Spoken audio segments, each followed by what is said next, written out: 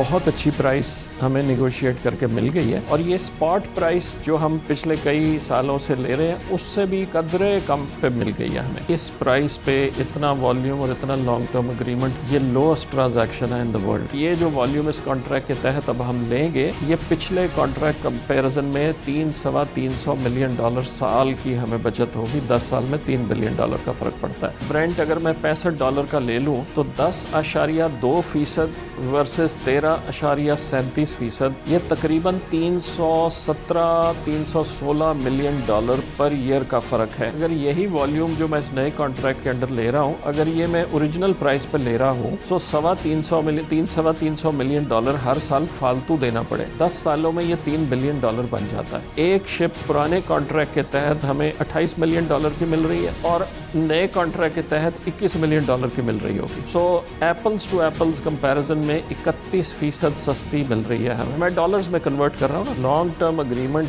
जो पहले किया गया था उसमें मुझे as an expert in this field मुझे दो उसमें बहुत सीरियस कबाहतें नजर आती थी। एक तो ये कि 15 साल बहुत लंबा पीरियड है और दूसरा उसके पहले 10 साल में प्राइस फिक्स थी। ये जो हमने अरेंजमेंट किया है, हमने जो प्राइस निगोशिएट की है, ये इस वक्त दुनिया की कम तरीन प्राइस है किसी भी लंबे कॉन्ट्रैक्ट की, लेकिन हमने कॉन्ट्रैक्ट किया सिर्फ 10 साल का और उसमें भी 4 साल के बाद प्राइस रीओपनर मौजूद है। तकरीबन 1.5 साल हमें लगा है इस पोजीशन में पहुंचते, जिसमें हमारी सारी क़यादत की शमूलियत थी। प्राइम मिनिस्टर इस मौजू पे 2 दफ़ा कतर जाके अमीर ऑफ कतर से डिस्कशन कर चुके हैं। फिर आपने आर्मी चीफ का जिक्र किया, वो भी गए, उनके भी एजेंडे में लाजमन ये बात डिस्कस हुई होगी अमीर से।